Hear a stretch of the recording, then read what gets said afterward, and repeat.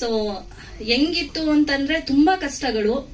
Starting ಅಲ್ಲಿ ಆಗುತ್ತೋ ಇಲ್ವೋ ಅಡೆತಡೆಗಳು ಎಲ್ಲ ನಿಂತೋಗ್ಬಿಡುತ್ತೆ ಅನ್ನೋ ಸಿಚುವೇಶನ್ ಅಲ್ಲಿ ಕೂಡ ನಮ್ ಡೈರೆಕ್ಟರ್ ಆಗ್ಲಿ ಪ್ರೊಡ್ಯೂಸರ್ಸ್ ಆಗ್ಲಿ ಯಾರಿಗೂ ಏನು ಕಮ್ಮಿ ಮಾಡ್ಲಿಲ್ಲ. ಯಾವ ಸೆಟ್ ಅಲ್ಲಿ ಹೆಂಗಿದ್ಯೋ ಗೊತ್ತಿಲ್ಲ, ಬಟ್ ನಮ್ಮ ಡೈರೆಕ್ಟರ್ ಮಾತ್ರ ತುಂಬಾ ತುಂಬಾ ಕಷ್ಟಪಟ್ಟಿದ್ದಾರೆ. ಹೊಸಬ್ರು ಅಂತ ಅನ್ಸೋದೇ ಇಲ್ಲ, ಮಾತಾಡೋದಕ್ಕೆ ಬರಲ್ಲ ಅಂತ ಹೇಳ್ಬೋದು, ಬಟ್ ಕೆಲಸ ಮಾತ್ರ ತುಂಬಾ ಚೆನ್ನಾಗಿ ಮಾಡ್ತಾರೆ. ನಮ್ ಪ್ರೊಡ್ಯೂಸರು ದೇವರಂತ ಮನುಷ್ಯ, ಹೆಂಗ್ ಹೇಳ್ಬೇಕು ಅಂತ ಗೊತ್ತಾಗ್ತಾ ಇಲ್ಲ. ಯಾರಿಗೂ ಒಂದು ದಿವಸಕ್ಕೂ ಉಪವಾಸ ಅನ್ನೋದು ನಾವು ಕಂಡೇ ಇಲ್ಲ. ಮತ್ತೆ ಈ ಸಿನಿಮಾ ಬಗ್ಗೆ ಏನ್ ಹೇಳ್ಬೇಕು ಅಂತಂದ್ರೆ, ಕರ್ಮ ಯಾರನ್ನು ಬಿಡಲ್ಲ ಅನ್ನೋದು ಇವರು ಹೇಳಕ್ಕಾಗ್ಲಿಲ್ಲ. ಸೊ ಕರ್ಮ ಯಾವತ್ತು ಯಾರನ್ನು ಬಿಡಲ್ಲ ಅನ್ನೋದು ಇದೊಂದು ಕಂಟೆಂಟು. ಸೊ ನೆಕ್ಸ್ಟ್ ಕ್ವಶನ್ ಕೇಳೋದಿದ್ರೆ ಕೇಳು. ಸೊ ನಾನು ಇದ್ರಲ್ಲಿ ಹೀರೋಯಿನ್ ರೋಲ್ ಮಾಡ್ತಾ ಇದ್ದೀನಿ. ದೆನ್ ಪ್ರೇಯಸಿಯಾಗಿ, ಸೊ ಪ್ರೇಯಸಿಯಾಗಿ ಆತ್ಮ ಹೇಗಾಗುತ್ತೆ ಅನ್ನೋದು ಸಿನಿಮಾ ನೋಡಿದ್ಮೇಲೆ ಕ್ಲಾರಿಟಿ ಸಿಗುತ್ತೆ ಸರ್. ಹಾಗೆ ಗೆಸ್ಟ್ಗಳಾಗಿ ನಮ್ಮ Avinash sir, Lanka sir, producer Muniswamy sir, ಇತರರು ಎಲ್ಲರೂ ಇಲ್ಲಿ ನನಗೋಸ್ಕರ ಪ್ರೀತಿಯಿಂದ ಎಲ್ಲರೂ ಆಗಮಿಸಿದ್ದಕ್ಕೆ ಎಲ್ಲರಿಗೂ ಧನ್ಯವಾದಗಳು. ಮತ್ತು ನಿಮಗೆ ಟ್ರೈಲರ್ ಮತ್ತು ಸಾಂಗ್ಸ್ ಈಗ ರಿವೀಲ್ ಮಾಡಿದ್ವಿ, ಹೇಗೆ ಅನ್ನಿಸ್ತು?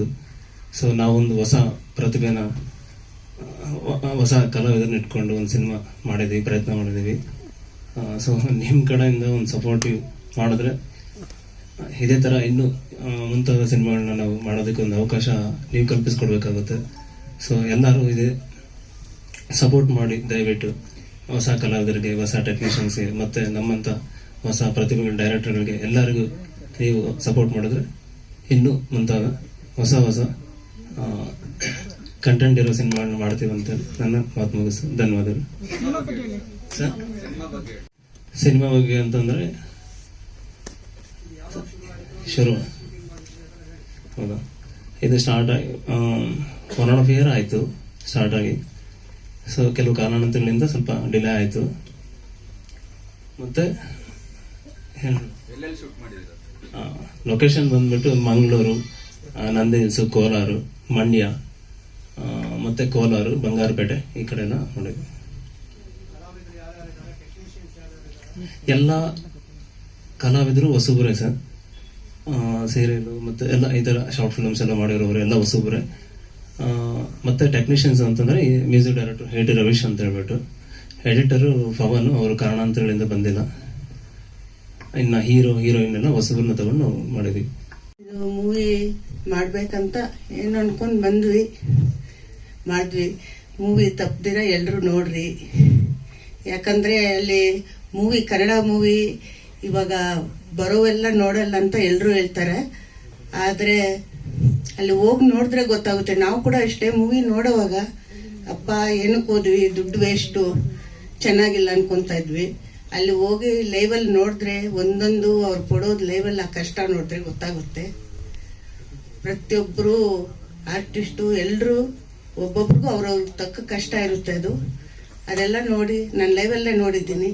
ನಮ್ಮ ಮೂವಿನಲ್ಲೇ ವಾಚ್ಮ್ಯಾನ್ಗೆ ಕಾಲಲ್ಲಿ ಅವರು ಹೇಳ್ಕೊಡೋವಾಗ ಬಿದ್ದು ರಕ್ತ ಬರೋದು ನೋಡಿ ನಾನೇ ಹತ್ಬಿಟ್ಟೆ, 1-2 ಹತ್ರ. ಅಷ್ಟು ಇದಾಯಿತು.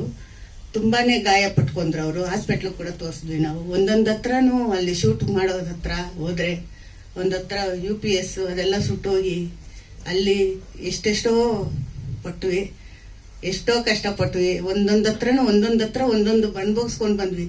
ಇದಾಗುತ್ತೋ ಇಲ್ಲೋ, ಪೂರ್ತಿ ಫಿನಿಶ್ ಮಾಡ್ತೀವೋ ಇಲ್ಲೋ ಅನ್ನೋಂಥ ತುಂಬಾನೇ ಇತ್ತು. ಆ ದೇವ್ರ ದಯದಿಂದ ನಾವು ಏನೇ ಆಗ್ಲಿ ಬಿಡಬಾರ್ದು ಅನ್ನೋ ರೀತಿ ಮಾಡ್ಕೊಂಡು ಇಲ್ಲಿವರೆಗೂ ಬಂದಿದ್ದೀವಿ. ಲಾಸ್ಟ್ಗೆ ಥಿಯೇಟ್ರಿಗೂ ಬಿಡ್ತಾ ಇದೀವಿ ಅಂದ್ರೆ ನನಗೆ ಸಂತೋಷ ಆಗುತ್ತೆ. ಅದಕ್ಕೆ ತಕ್ಕಂಗೆ ಎಲ್ಲರೂ ಸಪೋರ್ಟ್ ಮಾಡಿ, ದಯವಿಟ್ಟು ಚಿತ್ರ ನೋಡಿ, ಥಿಯೇಟ್ರಿಗೆ ಹೋಗಿ ನೋಡಿ. ಅದೇ ಬೇಡ್ಕೊಂತ ಇದ್ದೀನಿ. ಪ್ರತಿಯೊಬ್ಬರಿಗೂ, ಚಿಕ್ಕವ್ರಿಗೂ ದೊಡ್ಡವ್ರಿಗೂ ಎಲ್ರಿಗೂ ಅದೇ ಬೇಡ್ಕೊತೀನಿ ನಾನು. ನಂದು ಥಿಯೇಟರ್ ಸಿನಿಮಾ ಇದು ಫಸ್ಟ್. ನನಗೆ ಅವಕಾಶ ಮಾಡಿಕೊಟ್ಟಂತ ನರೇಶ್ ಸಿದ್ಗಟ್ಟ ಸರ್ಗೆ thank you so much sir. And ಪ್ರೊಡ್ಯೂಸರ್ಗೂ ಕೂಡ ಥ್ಯಾಂಕ್ ಯು. ನಾನು ಇದರಲ್ಲಿ ಫ್ರೆಂಡ್ ಕ್ಯಾರೆಕ್ಟರ್ ಮಾಡಿದ್ದೀನಿ. ಸೊ ಇದೇ 14th ಸಿನಿಮಾ ರಿಲೀಸ್ ಆಗ್ತಾ ಇದೆ. ಎಲ್ಲರೂ ಬಂದು ನೋಡಿ ಹೊಸಬ್ರಿಗೆ ಒಳ್ಳೆ ಅವಕಾಶ ಮಾಡಿಕೊಡಿ ಅಂತ ಕೇಳ್ಕೊತಾ ಇದ್ದೀನಿ. Thank you. ಎಲ್ರಿಗೂ ನಮಸ್ಕಾರ. First of all Kalavati ma'am and Naresh ಸರ್ಗೆ ನಾನು ಥ್ಯಾಂಕ್ ಯು ಅಂತ ಹೇಳಕ್ಕೆ ಇಷ್ಟಪಡ್ತೀನಿ. ಇದೊಂದು ಹೊಸ ಅನುಭವ ಆ್ಯಂಡ್ ಹೊಸ ಎಕ್ಸ್ಪೀರಿಯನ್ಸ್. ಎಲ್ಲರ ಜೊತೆ ವರ್ಕ್ ಮಾಡಿದಾಗ it was like not normal. ಎಲ್ಲರೂ ಕಷ್ಟಪಟ್ಟು ಇಲ್ಲಿ ವರ್ಕ್ ಮಾಡಿದ್ದೀವಿ. ಆ್ಯಂಡ್ ಕೊನೆಗೂ ಮೂವಿ ರಿಲೀಸ್ ಆಗ್ತಾ ಇದೆ 14th. ಎಲ್ಲರೂ ಮಿಸ್ ಮಾಡದೆ ನೋಡಿ ಸಪೋರ್ಟ್ ಮಾಡಿ. Thank you.